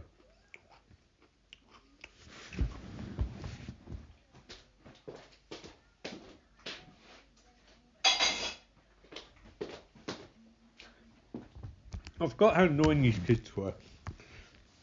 Which is on purpose. The kids are annoying, but they're irritating. And Laurie looks outside and sees no one at Maya's residence. They're really patient in setting up this Michael Laurie thing. It's long form booking, I like it. These kids should go back, watch the thing and shut up. They're really, really getting annoying at this point. Laurie sits down with them on the sofa. How long's the thing, by the way? Because this seems like it's taken more time than they've shown in terms of film length. Betty Sue phones Laurie, because apparently she's finished with Jim Bob already. And they're wondering where Annie is, and neither one of them knows.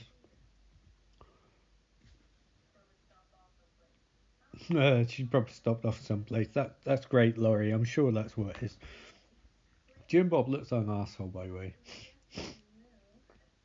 You always can tell when watching a movie that someone wearing glasses doesn't actually wear glasses, because they wear them like an asshole. Oh, and Betty Sue and Jim Bob are going upstairs. It's an American thing where you have sets in your friends' houses. In like either the parents' bed or your friend's bed, and just whatever. Because that strikes me as weird. They do realise that their friend or their friend's parents have sleep in that bed, right? They don't need your slime all over it. Jesus. That's on pumpkin background. And Jim Bob and Betty Sue are having really pale, unenthusiastic sex.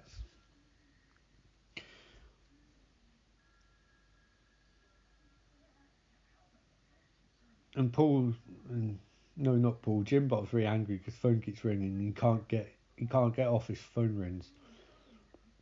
I think you could, mate. You're just being lazy shit. Phone stops ringing, and then he'd like take off hook and they'd like go back to having their really shit sets.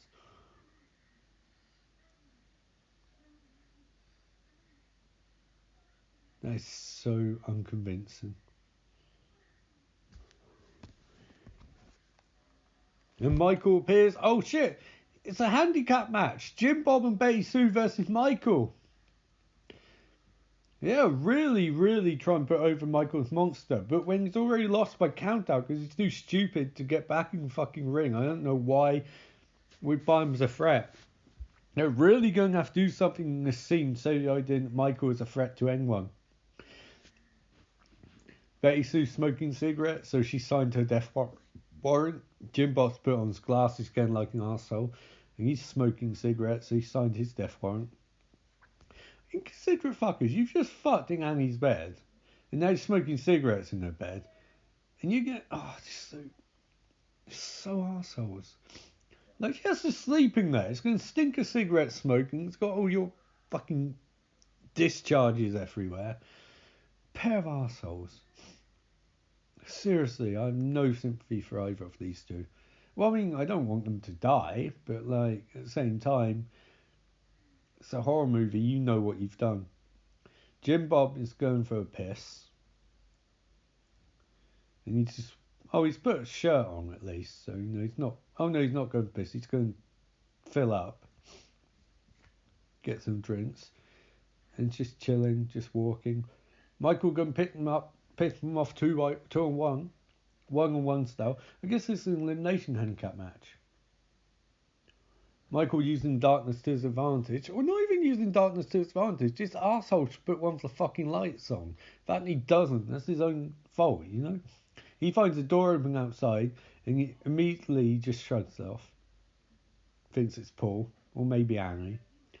Doesn't even lock the door, but he just shouts out, "You're an arsehole," outside the front door. But he doesn't lock the back door. Oh, Michael gets drop on him! Oh shit! Oh, Michael's leveled up. Oh, he's got the chokeoff's got magma. Oh man, he's squeezing. And Paul, he lifts Paul up in the air. Oh, that shows strength. Michael, you are, he's got a knife. Mike, no, foreign object, DQ. Ref doesn't see it. Oh man, he slams it into Jim Bob's chest and Jim Bob is nailed to the wall. Oh, Michael. with that finishing move, ref didn't see the foreign object, but he saw the result. Michael was just pinned Jim Bob to the wall. That's victory number 2 for Michael. He's 2 for 1 at the moment. He murdered the dog. He lost by count out, but now he's won, so he's 2 clean victories. Oh, door opens and there's someone is standing in the doorway wearing a white sheet and glasses. It can only be Michael. He's really going for the mind games here. He's luring Betty Sue over to him. Michael really doesn't have to do the work here. This is really clever, Michael. But also at the same time, what chicken shit. You just beat Jim Bob clean and you can't fight Betty Sue on an evil playing field. You got to trick her in thinking it's Jim Bob. I don't really think this says Michael is the threat it's meant to. A clever man, but why would someone as tall as he is need to do these mind games? Betty Sue is pissed off because she wants a beer and she's not going to get one.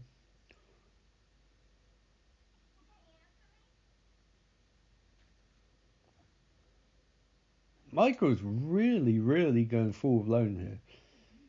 It's just painting's been very clever. So, oh shit, here comes Michael. She's about to pick up the phone and call for a different booking. She phones Laurie as Michael's approaching her. Michael approaches. Oh, he's choking off the phone. DQ, ref, DQ. He's choking. Oh, man. Oh, and Laurie thinks it's Betty Sue making sex noises for a second until it stops being that. And, oh, man, Michael, it's got submission victory. Oh, man, Michael, this is underhanded as fuck, Michael, but you did technically win. Although, referee. Come on, referee. Michael's got the phone, and he's breathing. That's his equivalent for promo. He's letting Laurie know he's gone through the 2 members of the Haddonfield Elite, and now he's coming for her. And he was turned light on and off for some reason. I don't know if I rate Laurie's chances now. Michael is underhanded and doesn't seem to be using size strength advantage very much, but he's won 3 matches now, 2 in a row, so he's 3-1 because that was a handicap elimination match. And Laurie better work on her game because Michael is clever, he's tricksy, and he's strong. If he uses his cleverness or his strength or both at the same time, I don't think Laurie has a chance. Michael might be a chicken shit, but he's a clever boy. He's a shy boy, but he's a clever boy. But maybe if Bracken and Loomis get involved, then it might be a different story. Michael can't take on 3 people at the same time. He's been picking off opponents one by one so far. And Loomis is still outside Michael's house. He's not there, Loomis. Get with the plot, mate. Come on. Oh shit, he finds the car across the street that Michael was driving. Michael was very careless. Loomis run down the street, giving further credence to the fact that he did not need a fucking handicap badge or to park in the handicap parking spot. Loomis, you arsehole. Oh, he finds the for official use only Illinois State Hospital sign on the car and realises Michael did not use this in an official capacity. Therefore, he's in breach of his protocol. Loomis running for something. And Laurie goes back in the house and she's already in the house, she's upstairs and she's walking downstairs now. You have to wonder who's going to win, Laurie or Michael. Laurie's had no fights so far. Michael's had 4 and he's won 3, but they've all been, except for the Jim Bob, I guess, they've all been unhanded. Dog did not realise it's an official Santu match. Jim Bob managed to get a few blows in, but then got pinned. And Betty Sue, he used mind games to get her. Laurie's outside wondering what's going on at Annie's house. Also, it's kind of annoying because Laurie doesn't know she's about being main event. You know, she's been tricked into this. She's been manipulated. It's not good booking. I love wrestling and I love horror movies, so why not combine them, eh? I apologise if sound quality is off on this, by the way. With Anchor, I can put up the Anchor podcast thing. I used to put my podcasts up and then send some whereas I can do an hour at a time. I can't do more than that, so I have to record using a different program, then upload to Anchor.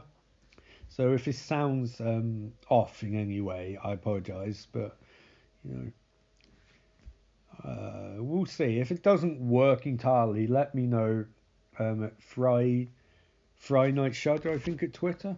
You should all go there, by the way. It's an amazing Twitter account. I post there a fair bit. Yeah, so it's at FRI Night Shudder on Twitter. It's the official Twitter account for this podcast.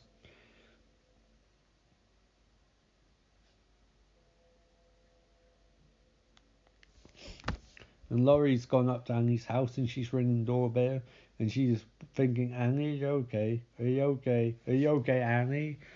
I don't think Annie's been struck by a smooth criminal. Although Michael is his movements are quite smooth and he's very great. And that flaming pumpkin, I love that design. Pumpkin's an American thing, I think. I never really took off over here as far as I know.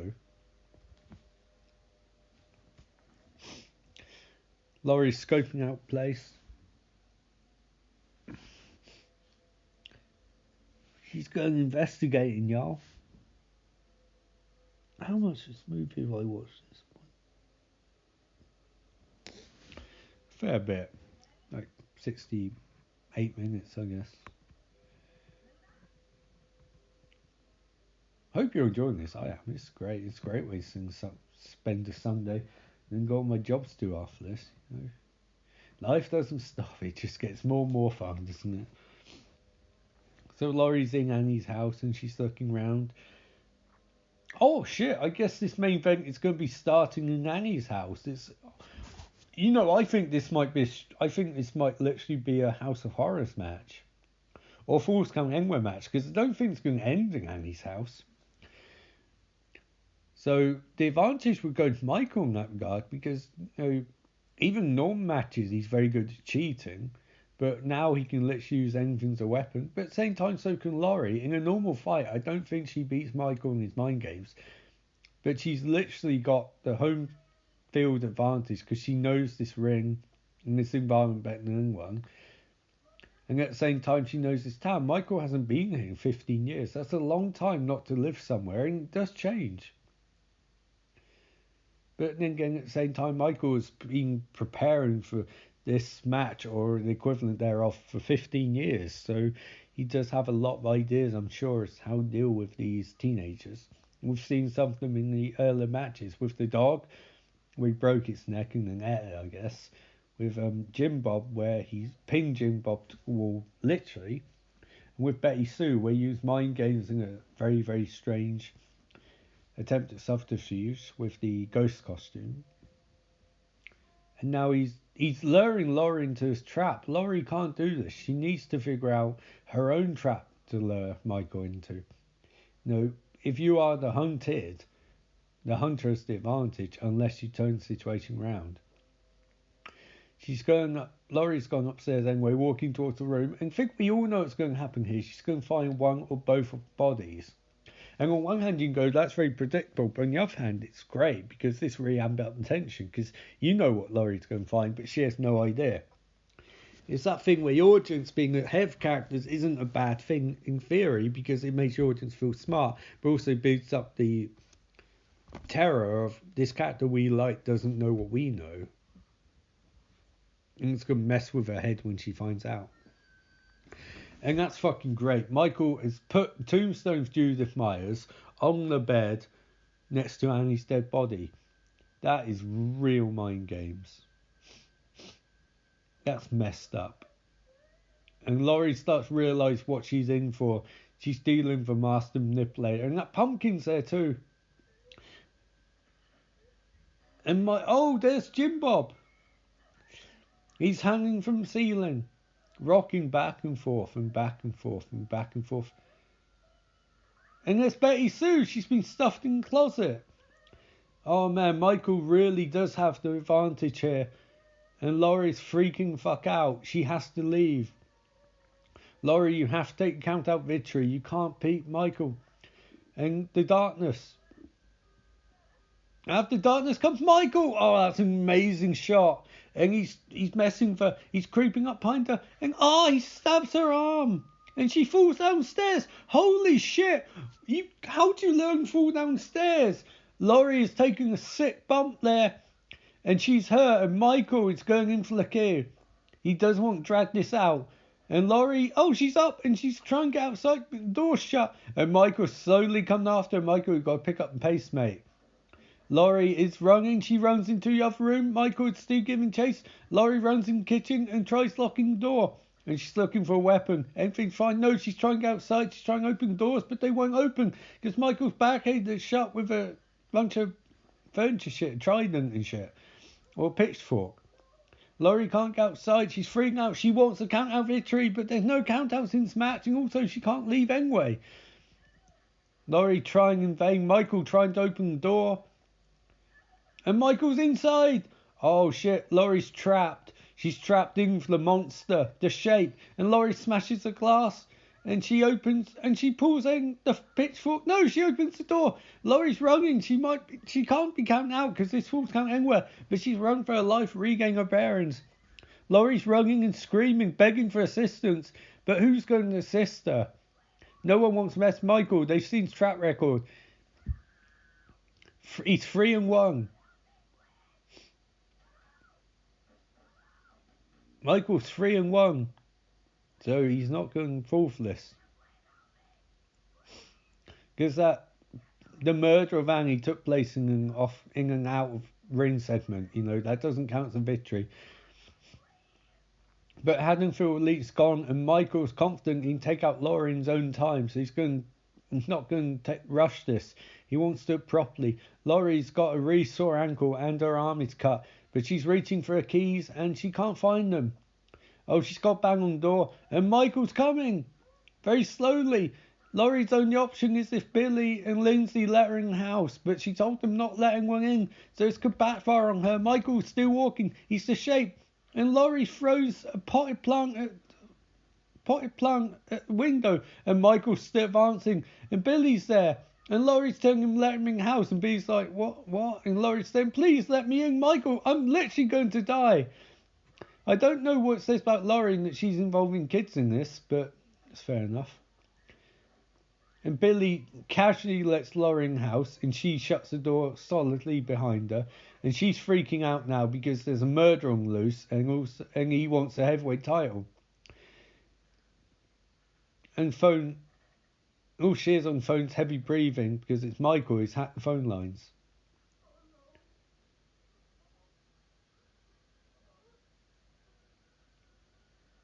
And windows open. And it might be Michael, and Laurie's really freaking out. She's going near catatonic. And she's got a sewing needle. Oh, Laurie, she's using that full coming in with effect. Michael's there. Holy shit, he stabs. He misses. She stabs him in the neck with a sewing needle. Oh, Michael's hurt. He did not expect that, and he falls down. And Laurie, that was great thinking. Great improvisation by Laurie there. She really stabbed that sewing needle in. And Michael, he might be down, but Laurie, you have to get the pin. If you don't pin him, and the iconic shot of Laurie with a knife, that is what they book it for. Michael's down and out. Is he dead? Laurie, either pin him or make him submit. You can't just assume that he's down and out. The match only ends by pinfall or submission, Laurie. Him lying on the mat. This is not last man standing. It should be, but it's not. Laurie drops the knife, realising that she's used a weapon. She's become everything she hates. She's become the heel. Loomis outside. He's trying to figure out what's going on. He's given bad directions earlier. Loomis, he needs that victory over Michael. He needs to redeem himself. And here comes Bracken. Bracken's the law here, and he doesn't want these matches to take place. They're not properly sanctioned. Loomis explained Bracken that Michael doesn't give shit if they're sanctioned or not. He still wants to have these matches.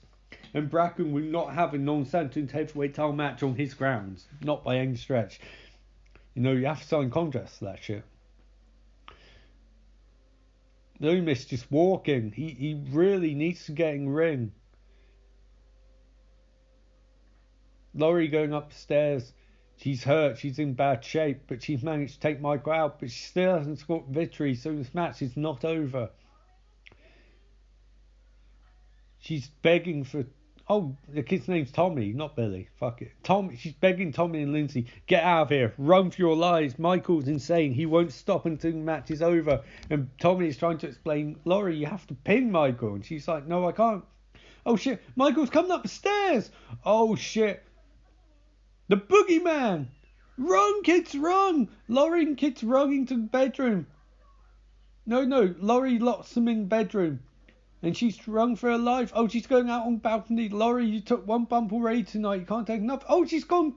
She's tricking Michael. She's some of those mind games. She's opened balcony doors and she's shut the closet doors. So Michael will think she's outside. Will Michael fall for it? He's been quite clever so far. This is the ultimate test of Michael's mind games.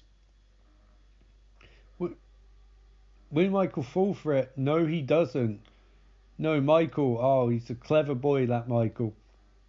He knows exactly what he's doing in that situation, and that Laurie's tapped into his mindset. So Michael's trying to break down the closet door. Oh, he's breaking it down. He's breaking it. Oh, he's trying to break it. Laurie, make a weapon. Laurie, you have to make a weapon. Michael's not going to give up. As long as this match is on, he's going to keep going. Laurie, make a weapon. Laurie, you have to improvise. Michael is not going to go away. And Laurie's freaking out some. Michael is going for the light. He's turning the light on. And Laurie sees a bunch of wire coat hangers and shit. And one falls down. Oh, Laurie. Oh, she's so smart. She's going to make an improvised weapon. She's going to turn into some sort of blade. And Michael's coming. Michael's going for her. Michael's lunging. So the lights flicker off. And Laurie stabs him in the eye. Holy shit. Michael is bleeding everywhere. Bust wide open. And Laurie's got a knife. And Michael freaking out. And Laurie stabs. She stabs him right in the gut. Holy shit. Foreign object. How could Michael get up after that? Well, you would ask that question. But Michael shrugged off a pin sewing needle to the neck earlier. So I don't think that's going to keep Michael down. But it has put Michael at bay at last. It's given Laurie some time to think. She's got a foreign object, a knife, and Michael is falling over outside her room. But Laurie, again, you don't win until you pin him. He's not finished yet. Laurie, will you get the 1, 2, 3 and win the match? Laurie. And Laurie's just walking around him again. I don't think anyone explained rules of this contest to Laurie. You can't win unless you pin him. It's not last man standing match, Laurie. If it was, you would have won 3-4 times over, considering you've got plenty of 10 counts. Laurie asks Tommy and Lindsay to open doors, and then she says to them, get the fuck out. You would at this point, wouldn't you? Like, how are these kids not getting this? When Laurie's fighting in heavyweight title match, she doesn't need 2 kids at ringside who are messing things up by being distraction. You know? Get out of the ring. Fuck off. And Laurie sat down again. Laurie, oh my god, do you not realise this is not a mere man? This is the greatest threat to your heavyweight title you've ever faced. Michael sits up and looks at Laurie like, why don't you pin me? The kids run outside and find Loomis, and they're freaking out. And they're running to a neighbour, and Loomis knows. He knows the monster's in the house. But what can Loomis do against Michael? Laurie stands up, and Michael stands up behind her. Laurie at this point has to know that Michael is the toughest person that she's ever faced. The only person she's ever faced. Michael creeps up behind her. Oh, Laurie moves that way. Michael's slowly creeping. Someone from mine goes, oh, he's grabbed her, the chokehold. Oh, he's trying to make it go madder, but Laurie's fighting him off. She's hitting him with everything she's got. Loomis is there. Loomis. She pulls the mask off. Michael freaks out. No, you can see his face. Loomis with the gun. Loomis. Bang! Michael. Oh, right in the gut. Michael's being hit hard. Michael's still standing. He's put mask on. Another shot. Another. 3, 4, 5. Michael goes over the balcony. Boom! He hits the mat. You know what? I think the match has to be called off there. Michael just fell over the balcony after being shot 5 times. He's been stabbed in the neck, stabbed in the gut, shot 5 times and fell off the balcony. I think we have to call this one, folks. I think we need an ambulance for Mike Myers. Laurie asks, what the fuck is going on? Loomis tells her it's over. Well, I think it is too, because you're going to call a fucking ambulance to carry Michael out. Jesus Christ. Loomis goes to see if Michael's still there. He looks over. Holy shit. Michael's gone. Oh my god. But I think this is over, folks. I think this match is officially ended in a no contest. Laurie clearly hasn't run. She's freaking out because she threw everything she had at Michael and nothing stuck. She's crying. Loomis is freaked the fuck out because he's just seen what Michael is capable of. That Michael can take a sewn needle to the neck, a knife to the gut, 5 shots and 4 off a balcony and survive. And not only survive, he can flee. This is a bad, folks. I think this demands a rematch, but I think we're going to have to wait a year for that. Wow. I'm speechless, folks. This was definitely a hell of a contest, hell of a show, and really just brutal main event. My god. The amount of punishment Michael can take is stunning. And that's it. It's Halloween's main show. Thanks for watching, and I will see you guys in the kickoff show very, very soon. So this is the It's Halloween post show. So the pre-show kickoff show's done, the main show's done, and this is the post show, and it's exclusive for anyone who manages to find this link. It's exclusive wherever you manage to find it.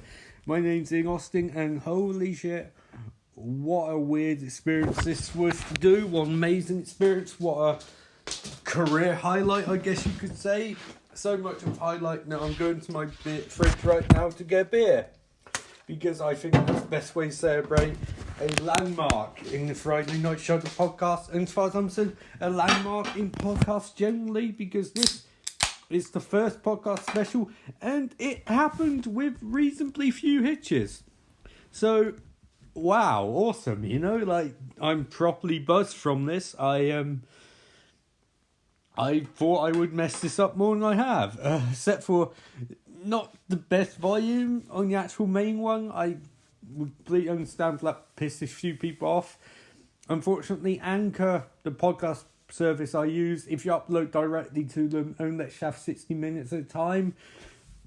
Over an 86-minute main podcast, it's not enough. So I could have done it in sections, but the problem is you get invested in it and you don't want to stop. If you get to the hour mark and you have to stop and do a new video, it throws your momentum off. And for a live-ish podcast special, you really need to have the full time, you know, the full experience, the full momentum.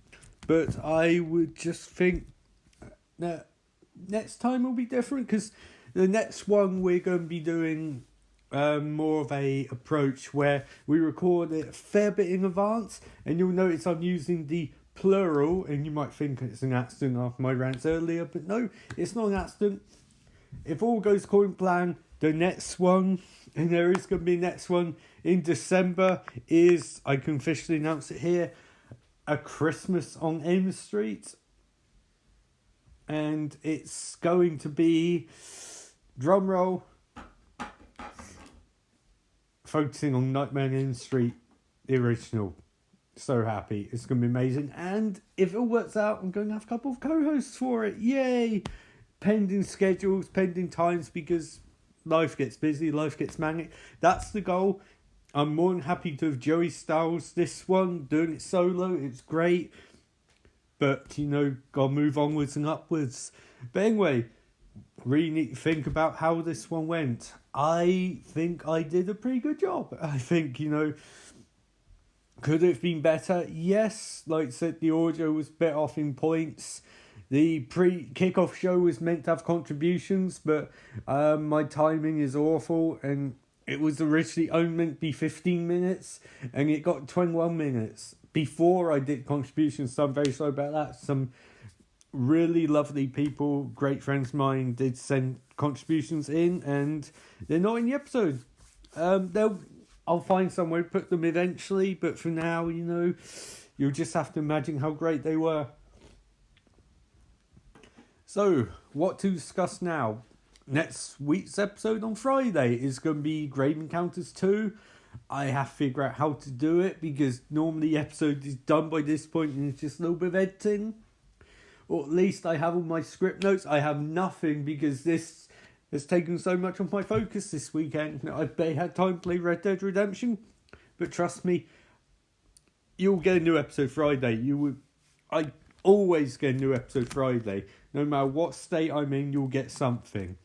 It might be a bit improvised, might be a bit creative. It won't always be per se a recap of a show or a movie, but it will definitely be something.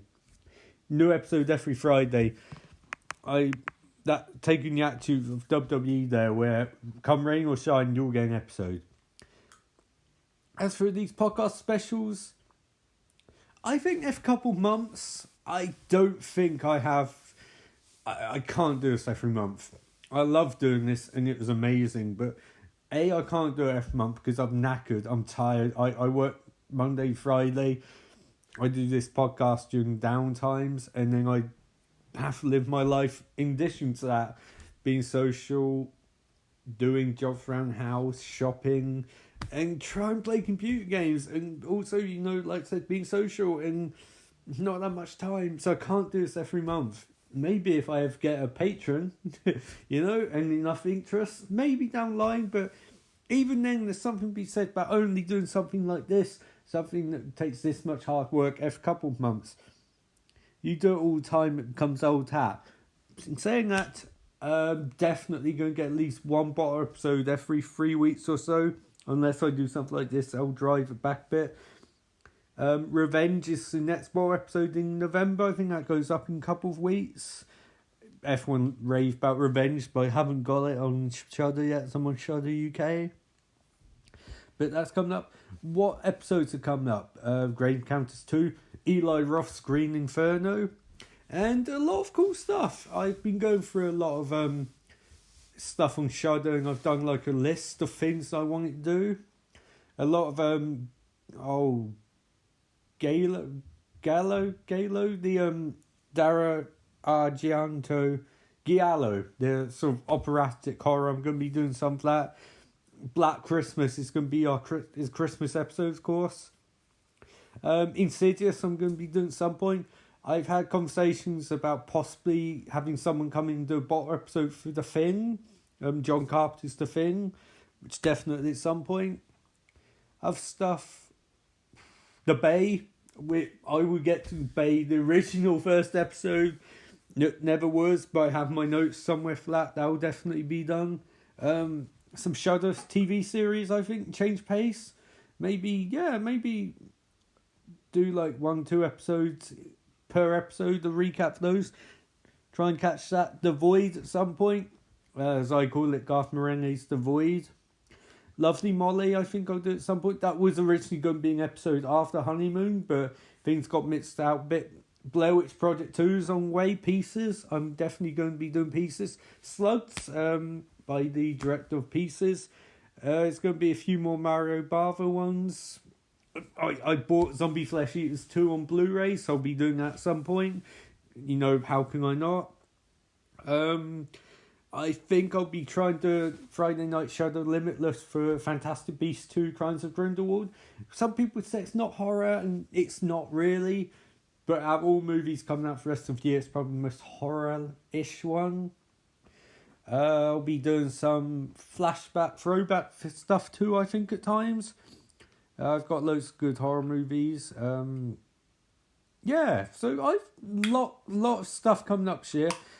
Pleased to announce the Christmas on Elm Street one. That is going to be amazing. And it's also going to be setting up for the second annual edition, which is a Christmas on Elm Street. I have a few more podcast specials planned for next year. I don't think it's a lot saying that there'll be a Friday 13th one at some point. But also, I have an idea for an annual one, which will be hopefully in March, April, which is lovingly called Slashermania, which is going to be the podcast version of WrestleMania. So that's going to be good. And I think I should stop by just giving a shout out to everyone who's listened to this podcast up to this point and supported it by listening or saying, give me a comment or anything like that. It's very much appreciated. I set this up to do one episode and definitely do one episode, and I did that. And then I got 5 and did that. And a 10th week episode is this Friday, Grade Counts 2. But I'm fucking blown away by how far this has got in this point. There's lots more room to grow, but I remember like me and mates in Wales, we have this thing called Welsh Thanksgiving, and it varies in when we do it. But it's just sitting around watching terrible horror movies and making jokes about them. And I always thought that would be fucking cool to do that as a podcast, or as a video or something. And I've done it.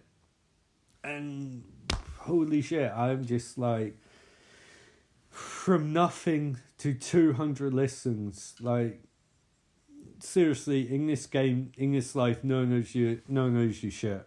You have to take it.